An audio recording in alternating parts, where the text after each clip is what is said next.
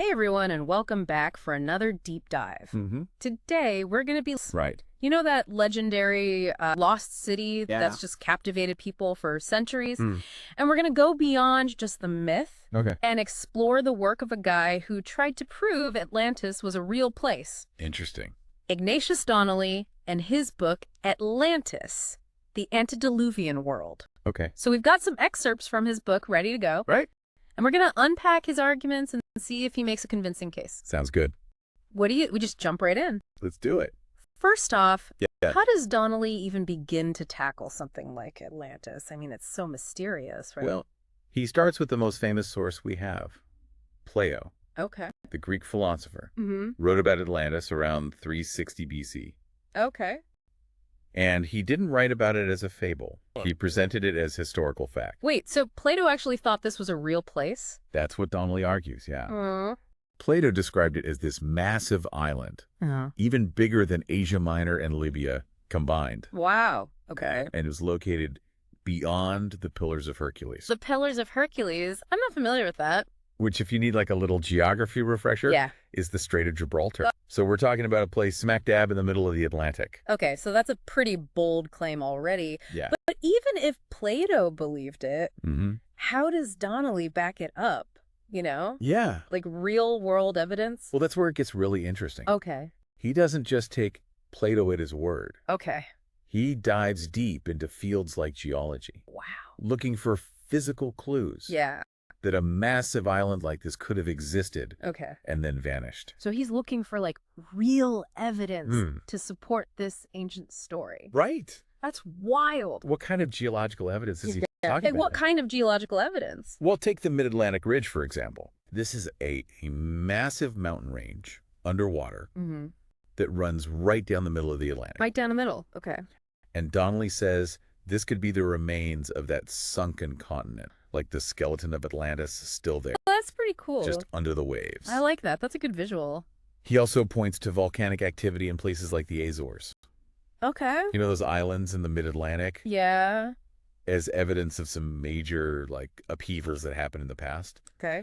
And remember, Plato said Atlantis disappeared in a day and a night. Right. Right. So we're talking about cataclysmic events here. Yeah. Yeah. That makes you wonder what forces could have been at play back then. Uh, And also, wouldn't volcanic eruptions kind of explain how an island could vanish? exactly. Yeah. And Donnelly cites real-world examples, too, Okay.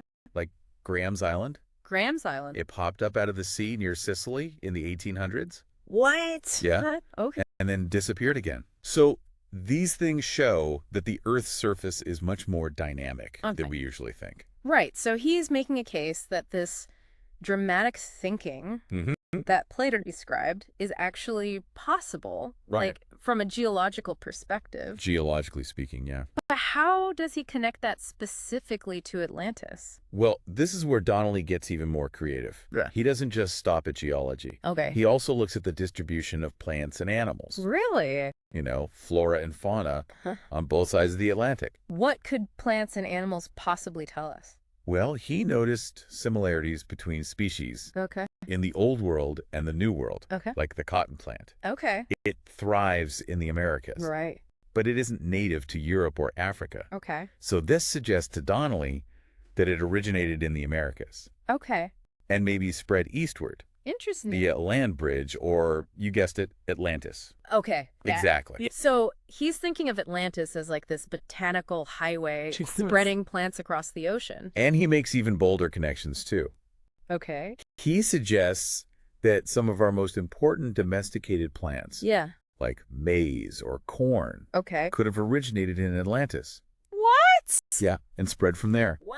He even gets into linguistics a little bit, Really? looking at words for these plants, Okay. trying to trace them back to a common source.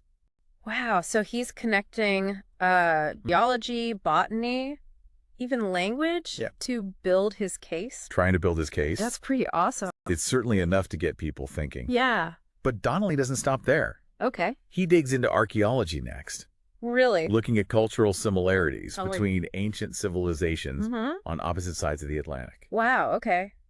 Wow. Okay. Archaeology, huh? What kind of archaeological evidence? Well, think about this. Yeah. Pyramids and burial mounds, Mm-hmm. they pop up on both sides of the Atlantic. like in Egypt, Yeah. in the Americas. Right, right. And Donnelly sees these similarities in architecture, Hey. not as just a coincidence, Okay. but as hints of a shared cultural origin, Right, right. passed down maybe from Atlantis. So he's saying these ancient cultures Yeah. weren't totally isolated, but were connected in some way, maybe through Atlantis? Potentially. That's a pretty big idea. It is. And he goes deeper, too. Okay, He looks at specific cultural practices, okay.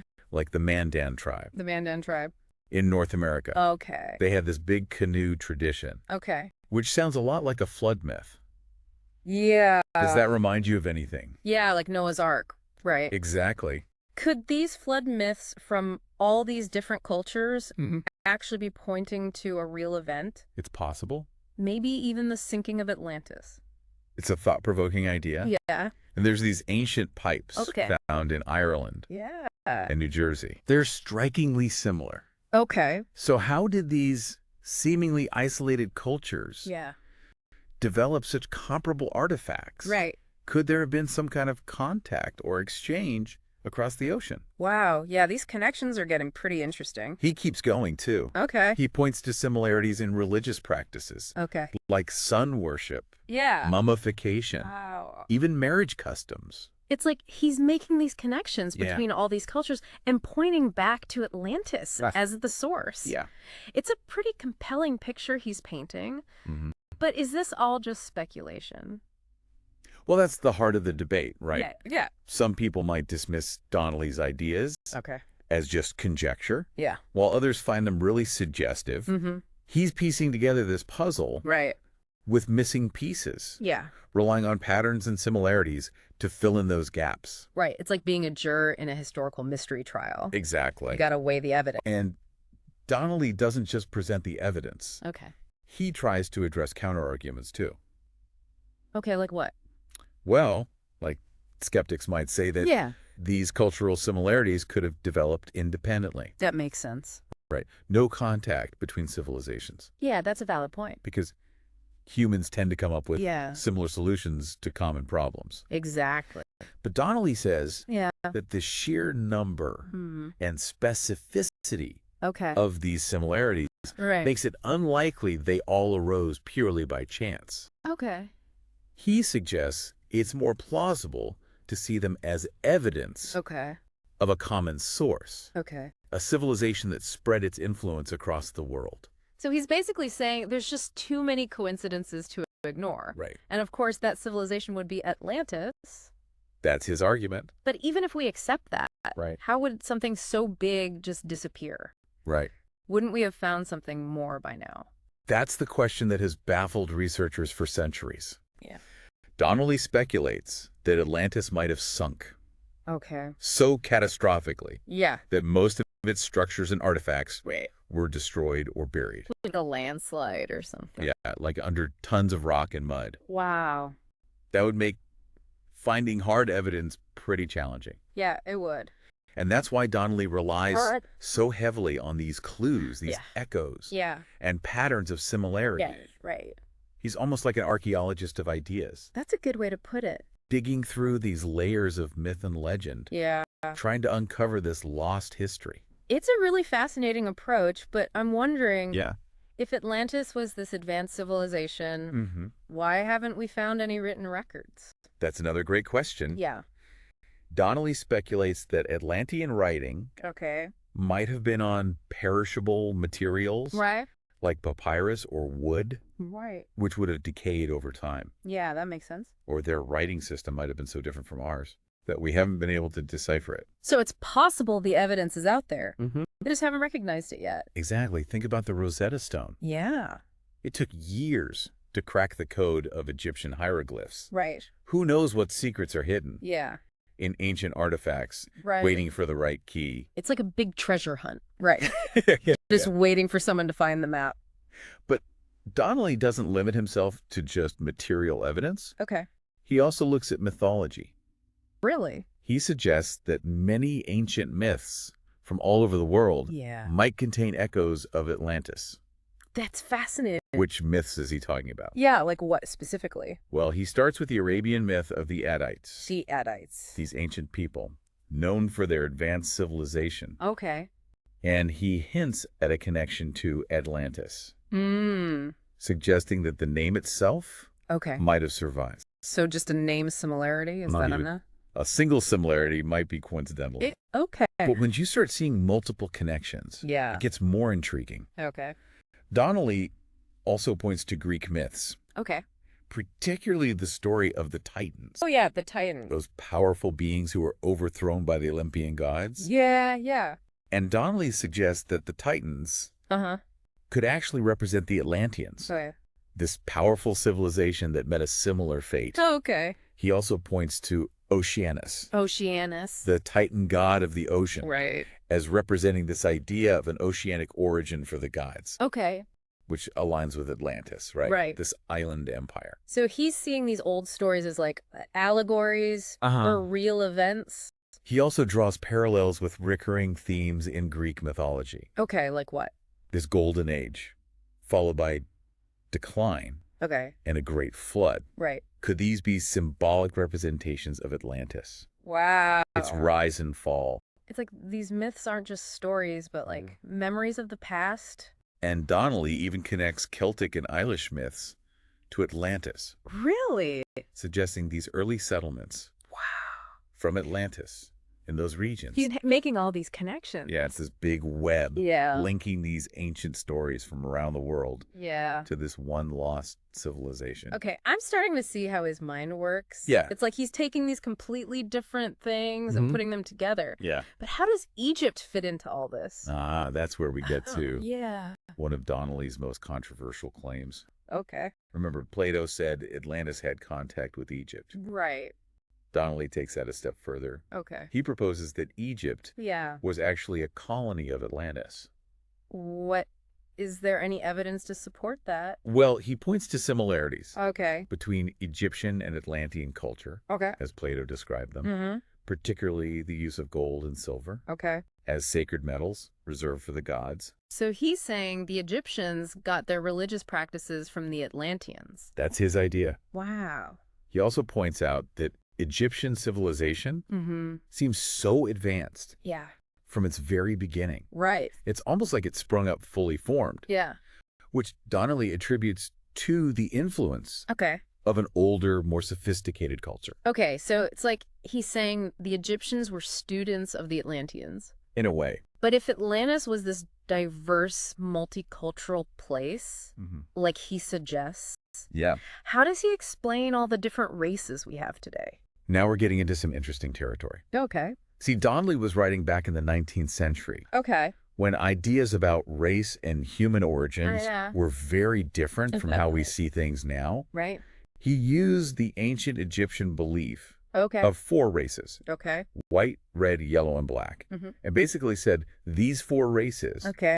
were all present in Atlantis Right. and spread out after its destruction. So he's applying those old ideas to Atlantis, Yeah. even though we know better now Right. about human variation. Right. But it's interesting to see Yeah. how Donnelly, back then, Mm-hmm.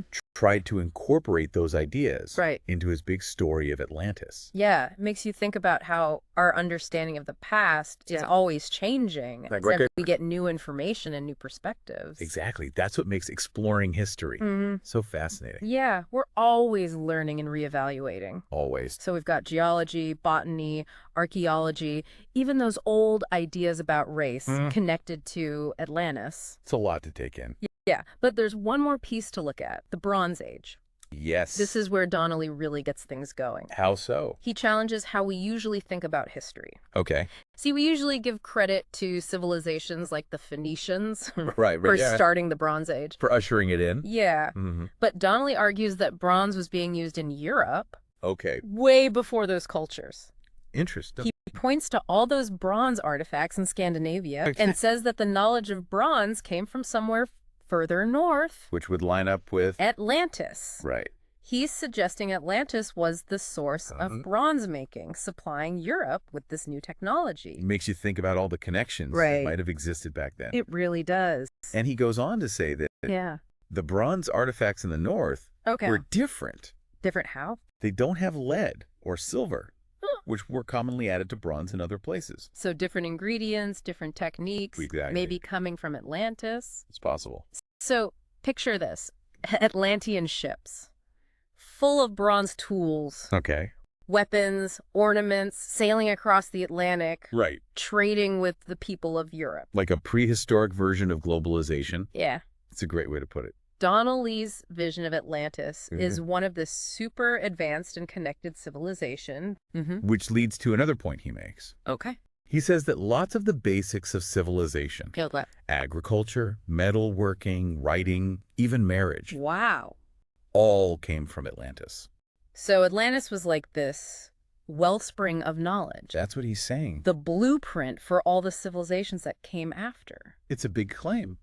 It is. But there's the proof. Right. If Atlantis was so important, shouldn't we have found more by now? Exactly. Donnelly knows this is a challenge to his theory, but he offers some possible explanations. Okay, like what? Well, maybe most of Atlantis. Destroyed or buried when it sank. Okay, makes sense. Or their writing was on stuff that decayed. Right, like papyrus. Exactly. So And it's also possible that we just haven't figured out their writing yet. it's like a code we haven't cracked. Right, so the evidence might be there, we Yeah. just don't know it. Like a big mystery. Yeah, waiting to be solved. Now, Donnelly doesn't just talk about material stuff. He also talks about how Atlanteans viewed things. Like what? Wealth, spirituality. Interesting. He suggests that gold and silver were sacred to them. Okay. Why does he think that? He compares it to ancient Peru, Okay. where gold was connected to the sun god, silver to the moon goddess. Interesting. Donnelly believes Atlantis had similar ideas. So those metals weren't just valuable, they had spiritual meaning. Exactly. Which would explain all that gold and silver that Plato talked about. It wasn't about being rich. Yeah. It was about their beliefs. It was about something deeper. That really makes you think about how we see wealth and possessions today. It does, doesn't it? It really does. That's one of the things I find so interesting about Donnelly. Yeah. He's always questioning things, exploring different possibilities. So we've gone through Donnelly's Atlantis. Yeah. What are the main takeaways for our listeners? I think the biggest thing is Yeah. how powerful imagination is and how captivating this Atlantis story is. It really is. Donnelly shows us how one idea can lead to all these explorations. Across all these different fields. It's pretty amazing. It also reminds us Yeah. that what we think we know about history can change. It's always evolving. What might seem impossible today Right. could be proven tomorrow. And Donnelly's work, even though it's speculative, Yeah. makes us think critically about the past, to question what we think we know, Right. and to be open to new discoveries. Who knows? Yeah. Maybe we will find proof of Atlantis someday. Wouldn't that be something? It would change everything. Until then, Yeah. we have Donnelly's ideas Right. and the mystery of Atlantis to keep us thinking. That's a good way to put it.